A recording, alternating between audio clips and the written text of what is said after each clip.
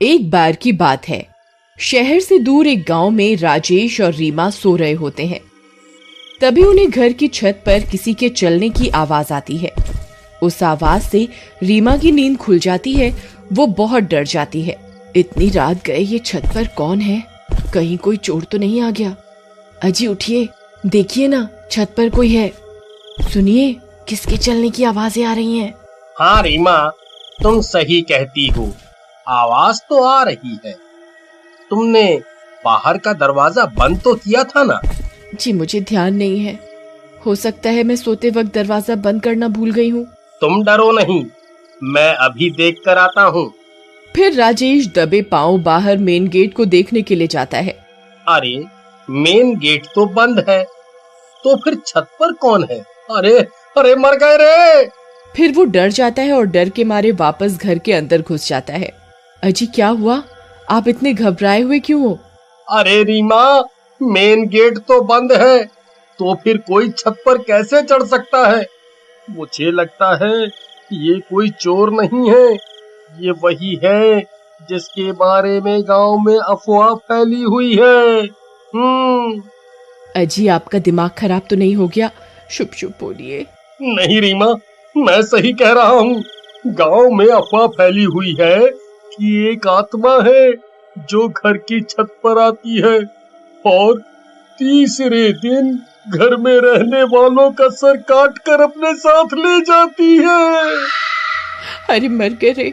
तो क्या हमारी छत पर वो मनहूस आत्मा घूम रही है? हे भगवान, अब हम क्या करें? रीमा, जल्दी जाओ, सारी लाइट बंद कर दो, कहीं उसे पता ना चल जाए कि घर में कोई है।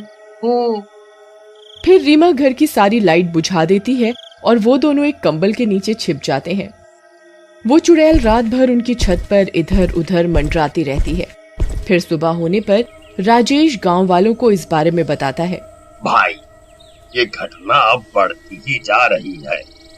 राजेश भाई, एक काम करो, आज रात छत पर मिट्टी डाल देना। अगर कोई छत पर आया तो उसके पैर उस पर छप जाएंगे।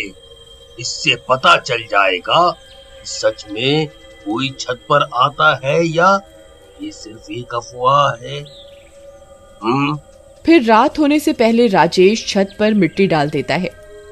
देर रात राजेश और रीमा सो रहे होते हैं। तभी उन्हें किसी के गुर्राने की आवाज आती है।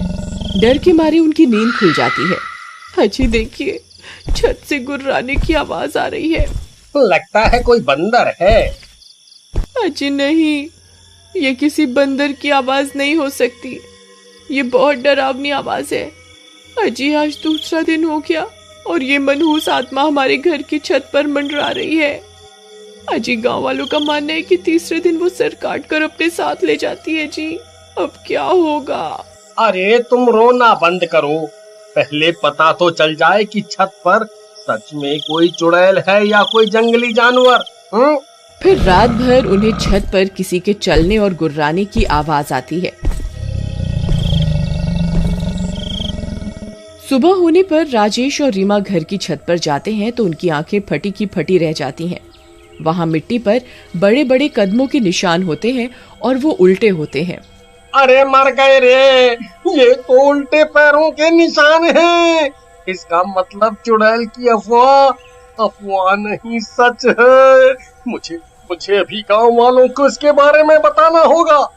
फिर राजेश भागता हुआ जाता है और कुछ गांव वालों को अपने साथ लेकर आता है। वे सब गांव वाले उन उल्टे पैरों के निशान देखकर डर जाते हैं। ए भगवान, ये तो उल्टे पैरों के निशान हैं भाई। गांव के ऊपर सच में चुड़ैल का साया पड़ गया है। अगर की अफवाह सच है तो इसका मतलब आज तीसरा दिन है और वो चुड़ैल तीसरे दिन उस घर में रह रहे लोगों के सिर काटकर अपने साथ ले जाती है। राजेश भाई, मेरी मानो तो तुम आज ही ये घर छोड़ दो, नहीं तो आज का दिन तुम दोनों की जिंदगी का आखिरी दिन साबित होगा। नहीं, मेरे हिसाब से ये जरूर किसी की शरारत है। मुझे लगता है कोई हमसे हमारा घर खाली करवाना चाहता है ताकि हम डर के मारे इस घर को औने पौने दामों में बेचकर चले जाएं। अजी आपका दिमाग खराब हो गया है। अगर सच में चुड़ैल हुई तो आज वो हमारे सिर काट कर अपने साथ ले जाएगी। तुम घबराओ नहीं, मेरे पास एक तरकीब है। गांव वालों, आज रात को तुम मेरे घर के आसपास ही रहना। फिर रात होने पर वे दोनों सो रहे होते हैं। तभी आधी रात होने पर उनकी छत पर कोई दस्तक देता है। कदमों की आवाज से उन दोनों की नींद खुल जाती है। अजी मर गए, आज तीसरा दिन है, आज हम नहीं बचेंगे जी। आज वो हमारी गर्दन काट कर अपने साथ लेकर ही जाएगी। गांव वालों ने कहा भी था घर खाली कर दो, लेकिन आपने उनकी एक न सुनी। लो आ गई चुड़ैल, अब क्या करोगे? तभी उस चुड़ैल के कदमों की आवाज तेज हो जाती है। अजी लगता है कोई सीढ़ियां उतर रहा है। यह आवाज सीढ़ियों की तरफ से आ रही है। कुछ कीजिए ना, क्या है आपकी तरकीब? अजी रुको रुको, रोना बंद करो, आवाज मत करो, नहीं तो उसे पता चल जाएगा कि हम यहाँ हैं। फिर राजेश दूसरे कमरे में जाता है और वहां से 2 पुतले उठाकर लाता है और उन्हें बेड पर लिटा देता है और उनके ऊपर चादर डाल देता है और सारी लाइट बंद कर देता है। चलो रीमा, अब हमें छुपना होगा, चलो जल्दी करो। फिर वे दोनों उसी बेड के नीचे छिप जाते हैं। तभी दरवाजे पर दस्तक होती है।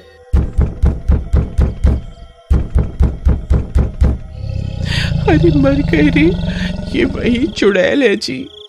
चुप रहो, आवाज मत करो, हो सकता है वो दरवाजा ना खुलने पर चली जाए। फिर कुछ देर दरवाजा खटकता रहता है और जोर की आवाज आती है और दरवाजा टूट जाता है।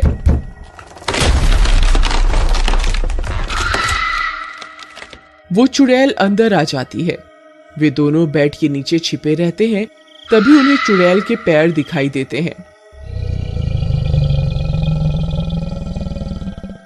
वो उल्टे होते हैं।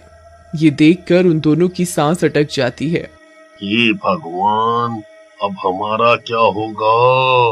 अरे मर गए रे।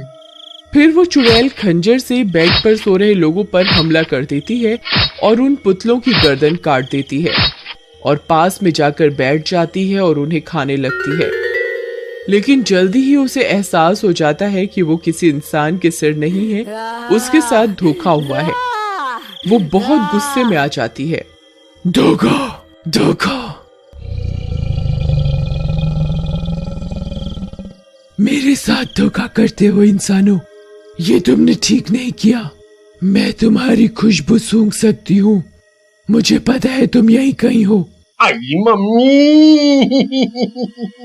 अब हम नहीं बचेंगे। अरे मर गए रे, अब क्या करें रीमा? अजी ये आपकी तरकीब थी, अब आप ही बताओ क्या करना है। अब तो एक ही तरकीब है। जल्दी बताइए क्या?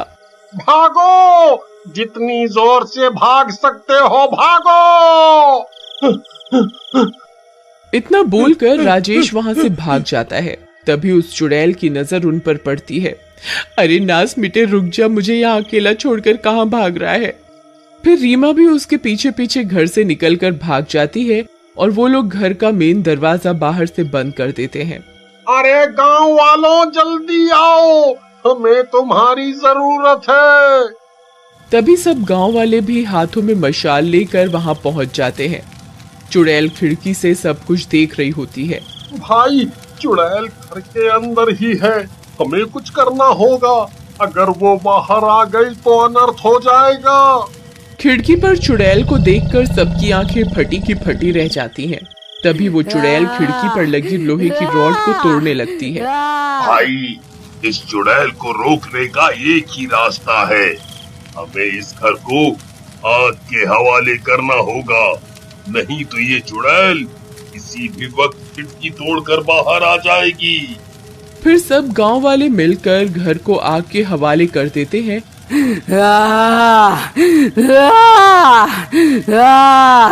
और वो चुड़ैल भी घर के साथ साथ जलकर राख हो जाती है। हम तो बेघर हो गए। तुम घबराओ नहीं, हम सब गांव वाले मिलकर तुम्हारा घर फिर से बनाएंगे। फिर सब गांव वाले मिलकर उनका घर फिर से बना देते।